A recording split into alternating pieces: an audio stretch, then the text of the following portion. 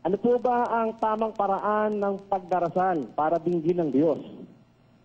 Yung tamang paraan ng pagdadasal, may tatamaan na naman tayo dyan. Alam mo yan, tama, tumatama talaga yan eh. Ito ang tamang pagdadasal. Sa 6:7 ni Mateo, basa. At sa pananalangin ninyo ay huwag ninyong gamitin ang walang kabuluhang paulit-ulit, na gaya ng ginagawa ng mga hentil, sapagkat iniisip nilang dahil sa kanilang maraming kasasalita ay didinggin sila.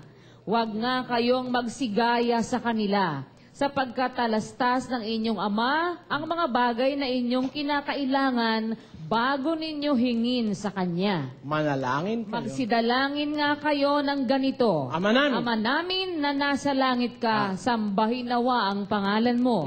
Dumating nawa ang kaharian mo. Gawin nawa ang iyong kalooban, kung paano sa langit, gayon din naman sa lupa. Ibigay mo sa amin ngayon ang aming kakanin sa araw-araw.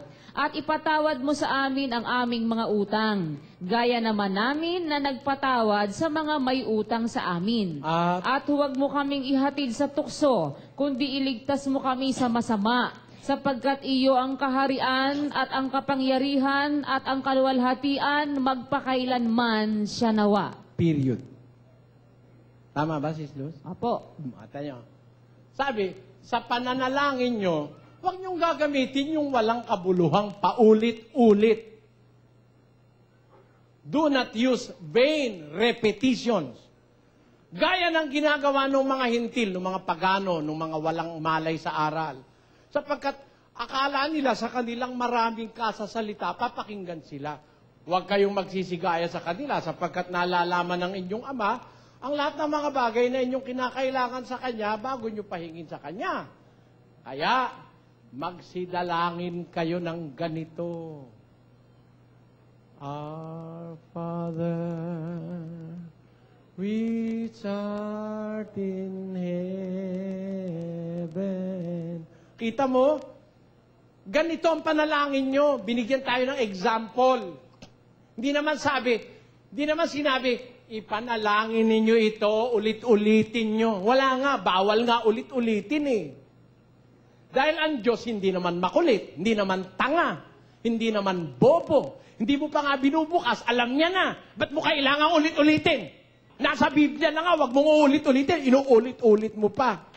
Yun ang sabi panalangin eh. Wag niyong gagawin yung walang kabuluhan paulit-ulit. Gaya ng ginagawa ng mga hintil. Kung mananalangin kayo, ganito, Ama namin, nasa langit ka. Kanino ka mananalangin? Kay Maria? Hindi! Walang mababasa sa Biblia may Kristiyanong nanalangin kay Maria kahit isa. Wala niyan. Wala niyan. Kanino mananalangin? Mananalangin sa Diyos! Sa Diyos! Basa! 4:6 ng Pilipos. Basa. Huwag kayong mga balisa sa anumang bagay, kundi sa lahat ng mga bagay, sa pamamagitan ng panalangin at daing na may pagpapasalamat, ay ipakilala ninyo ang inyong mga kahilingan sa Diyos. Saan? Ayaw nyo ba ng totoo? Bakit galit na galit sa akin yung matanda? Ayaw niya kasi ng totoo. Kung makatotohanan tayong mga Pilipino, huwag kayong manalangin kay Pedro, kay Miguel, kay Gabriel. Manalangin tayo sa Diyos. Yun ang sabi ng Diyos. Ang hirap sa atin. Kung mo itinuro ng Katoliko, kahit walang batayan, doon tayo nagsisiksik. Hindi titino ang Pilipinas hanggang hindi marunong manalangin ang mga Pilipino. Walang titino. Sinabi na nga eh. Manalangin sa Diyos at huwag mag-uulit-ulit. Basta manalangin ka, taimtim sa puso mo. Kahit isang beses mo lang bigkasin, nauunawaan ka ng marunong sa lahat na Diyos. Amen? Naku. Ayaw ng totoo ng iba. Nasa Biblia ito eh. Bibliang Katoliko naman ang binabasa namin. O, di ba? Ayaw nyo ba ng totoo? Tanungin mo sarili mo, ba't ka galit sa akin? Kasi yung sinasabi ko, nakikilala mo yung mali mo na hindi tinuro sa'yo ng pari mo. Di ba ganun yun? Kayo, bumalikwas tayo, mga kababayang Pilipino. Walang kwenta yung, Ginoong Maria, biro mo, babae, ginawa mong Ginoo. Saan mo nakitang grammar yun? Gumising kayo, mga kababayan. Kayong iba sa inyo, amoy praile pa hanggang ngayon. Huwag kayong mag-amoy praile. Patapos na yung panahon ng mga garoti, ng mga Kastilang, mga Katolikong pumunta rito. Magbago na tayo. Huwag na tayong manalangin sa mga kahoy, sa mga bato, sa mga plastic. Manalangin tayo sa Diyos. Ayon sa Biblia, yun ang utos ng Diyos. Manalangin tayo. Huwag ulit-ulit. Huwag ulit-ulit. Bawal. Bawal. Huwag kayong mananalangin ng paulit-ulit. Ama namin. Sino tinatawag mo yung ama? Bingi ba siya? Hindi.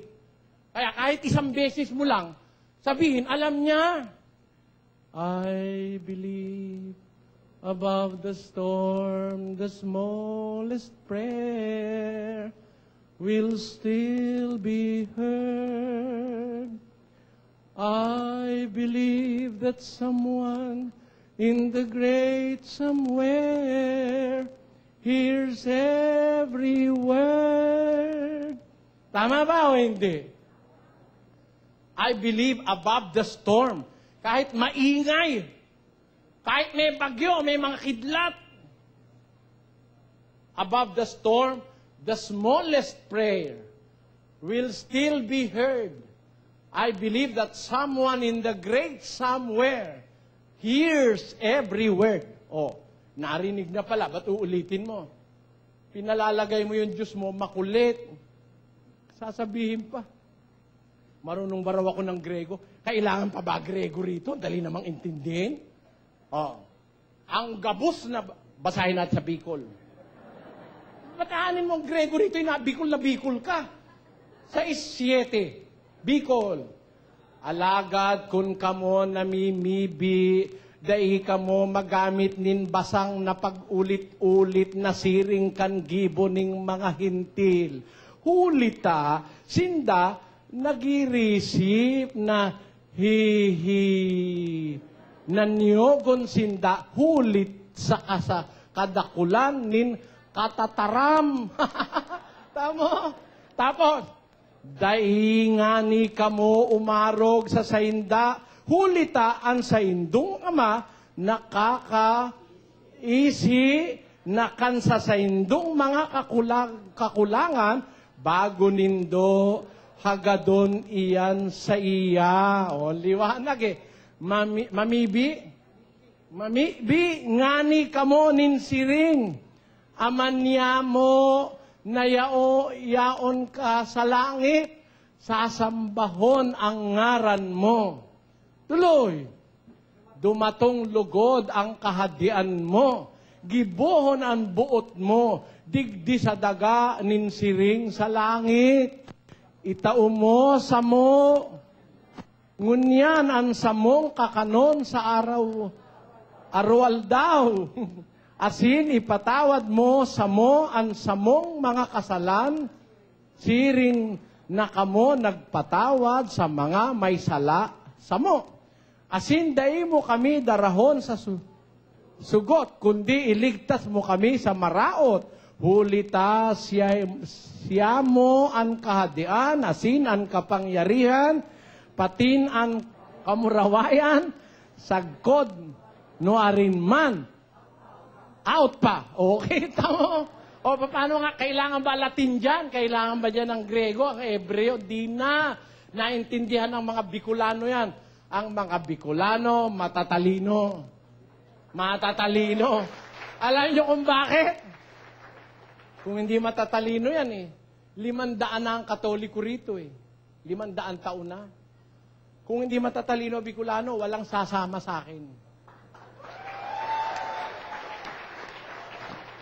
Wala naman ako sinasabing kasinungalingan, totoo lang sinasabi ko eh.